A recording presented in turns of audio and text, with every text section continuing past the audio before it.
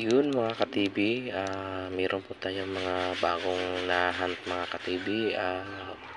Ika 150 years ni Jose Rizal, Republika ng Pilipinas, 1861 hanggang 2011. So ito yung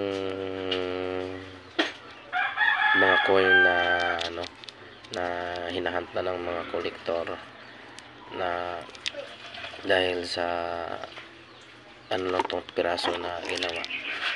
So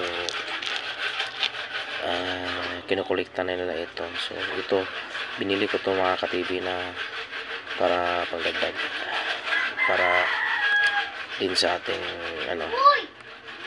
dagdag collection. Yun, magandang coin mga ka-TV. Yan.